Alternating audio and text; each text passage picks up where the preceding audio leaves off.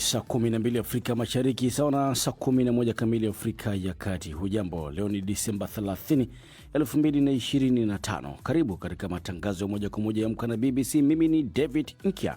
Katika Amka na BBC asubuhi, Rais wa Marekani Donald Trump amesema anatarajia kufikia awamu ya pili ya mpango wa amani wa Gaza haraka sana, huku akionya kwamba Hamas itakumbana na adhabu kali ikiwa haitakabidhi silaha zake kwa haraka. Tanzania na Uganda leo hii kila mmoja kutupa karata yake ya mwisho katika hatua ya makundi ya AFCON 2025 kutafuta nafasi ya kuingia mtoano. Yapi matarajio? Tunaamini mchezo utakuwa mgumu kwa sababu tunahitaji matokeo, lakini Tunisia nao wanahitaji matokeo. Lakini sisi kama wachezaji ni wajibu wetu kwenda kupambana na kuweza kupata matokeo mazuri katika mchezo. Na katika makala ya maalum ya mwisho wa mwaka tunaangazia mabadiliko ya tabia nchi na athari zake kwa mwaka 2025. Hii maji jaifika hapa. This is the third time, lakini huwa inafika pale pipeline inarudi. Lakini kwa saa hii ndio unaona imekuja mpaka imefika pale juu. Cho hakuna, tuko na mashida mingi sana hapa.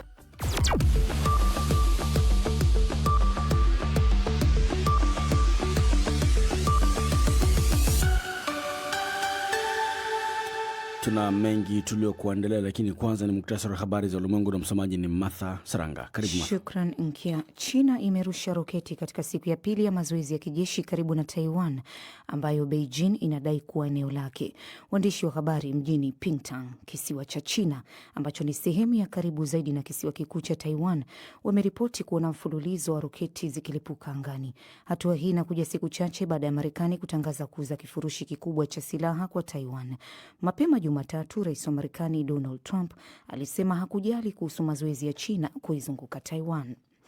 Ripoti mpya ya shirika la Umoja wa Mataifa la kuhudumia watoto inasema unyanyasaji wa kingono dhidi ya watoto nchini Jamhuri ya Demokrasia ya Kongo ni mkubwa na unadhihirika kuongezeka.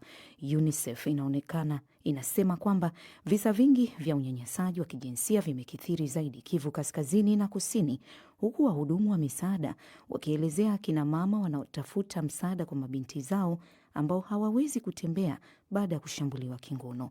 Ripoti hiyo imerekodi matukio 1045 mwaka huu pekee, mara tatu ya idadi iliyorekodiwa katika mwaka 2022. UNICEF inahofia kwamba idadi ya vifo ni kubwa zaidi, kwani visa vingi haviripotiwi kwa sababu ya unyanyapaa, ukosefu wa usalama na ufikiaji mdogo wa huduma za kijamii. Rais wa Nigeria Bola Tinubu amesema amezungumza na Anthony Joshua kwa simu na bondia huyo amemhakikishia kwamba anapokea huduma bora zaidi. Katika taarifa ya Jumatatu usiku, Rais Tinubu alisema pia alizungumza na mama yake Joshua na kumwombea, akiongeza kwamba anashukuru sana kwa kupokea simu hiyo. Mamlaka inasema Joshua anapokea matibabu katika hospitali mojawapo nchini Nigeria baada ya kupata ajali iliyopelekea vifo vya watu wengine wawili aliokuwa nao katika gari moja. Na mwanasiasa wa Bangladesh na waziri mkuu wa zamani Khaleda Zia amefariki dunia akiwa na umri wa miaka 80. Alikuwa kiongozi wa chama cha upinzani cha Bangladesh Nationalist Party na pia waziri mkuu wa kwanza mwanamke nchini humo. Aliongoza Bangladesh kwa mihula miwili kuanzia mwaka 1991 hadi 1996 na tena kutoka 2001 hadi mwaka 2006. Wengi waliamini angegombea tena uchaguzi mwaka ujao. Katika taarifa, chama cha Zia kimesema amefariki baada ya kuugua kwa muda mrefu. Hii ni BBC.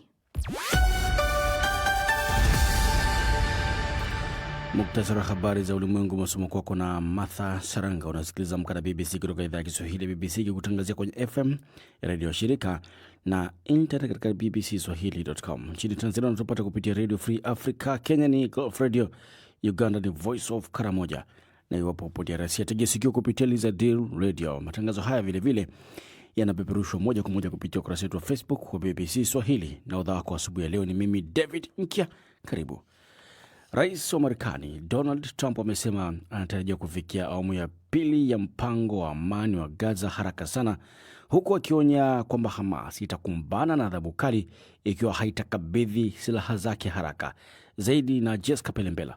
Rais wa Marekani ambaye mpango wake wa amani wenye vipengele 20 unataka kundi hilo la wanamgambo kusalimisha silaha, alitoa kauli hizo alipokutana na waziri mkuu wa Israel Benjamin Netanyahu huko Florida kwa mazungumzo siku ya Jumatatu.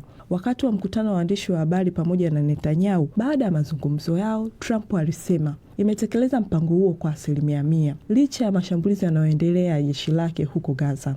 Rais wa Marekani pia alisema nchi yake inaweza kuunga mkono shambulio jingine kubwa dhidi ya Irani ikiwa itaendeleza mipango yake ya makombora ya masafa marefu na silaha za nyuklia. Rais wa Marekani pia alisema nchi yake inaweza kuunga mkono shambulio jingine kubwa dhidi ya Iran ikiwa itaendeleza mipango yake ya makombora ya masafa marefu au silaha za nyuklia. Alipoulizwa ni haraka kiasi gani Hamas na Israel zinapaswa kuhamia awamu ya pili ya mpango wa amani, Trump alisema kwa haraka kadri inavyowezekana, lakini lazima kuwe na kusalimishwa kwa silaha. Akizungumza kuhusu Hamas, alisema kama hatutashusha silaha zao kama walivyokubaliana kufanya, basi watakabiliwa na adhabu kali. Trump pia alisema kuwa ujenzi mpya wa mji wa Gaza unaweza kuanza hivi karibuni.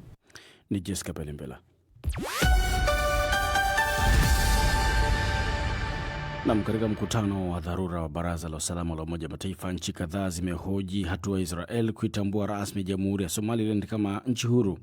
Somalia ambayo iliitisha mkutano huo na wanachama wengine, ilielezea wasiwasi kwamba hatua hiyo ililenga kuwahamisha Wapalestina kutoka Gaza au kuanzisha kambi za kijeshi.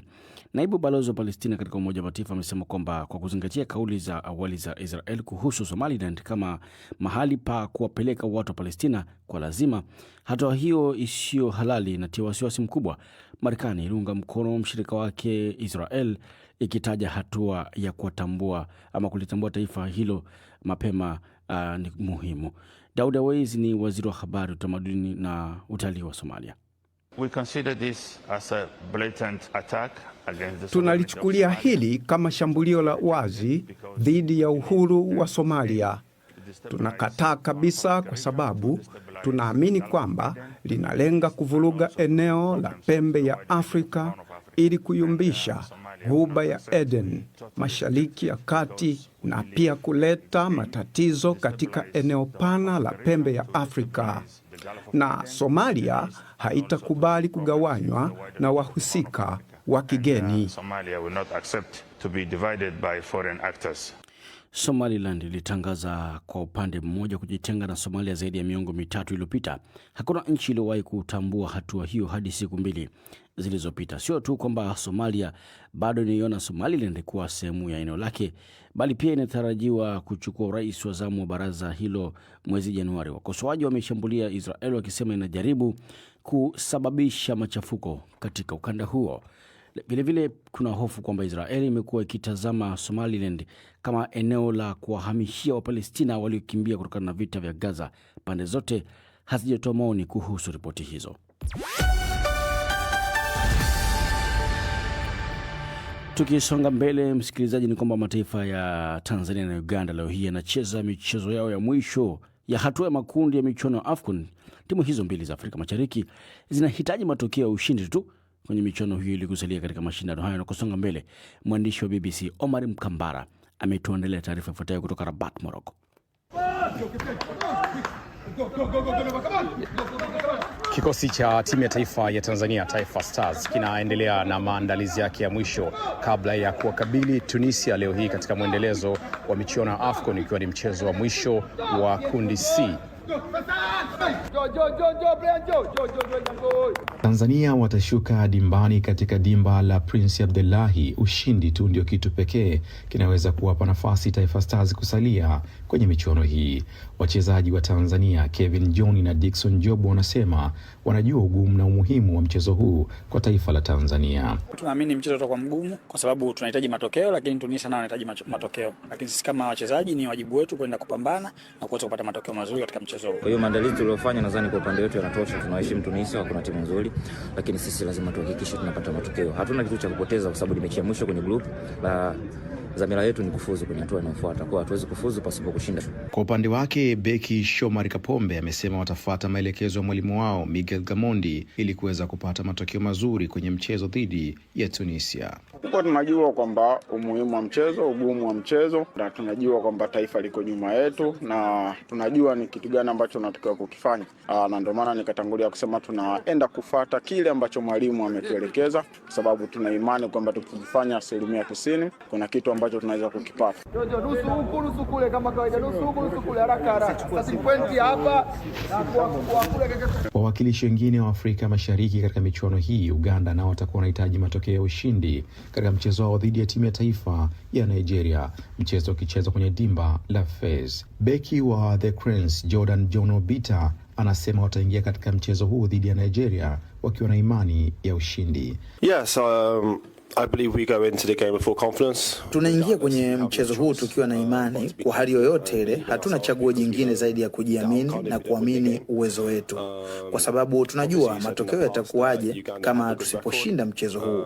Kwa sasa tuna pointi moja katika michezo miwili, na tunafahamu wazi kuwa tukishinda mchezo huu tuna nafasi nzuri ya kufuzu kwenda hatua inayofuata. We have a very good chance of going through. Michezo mingine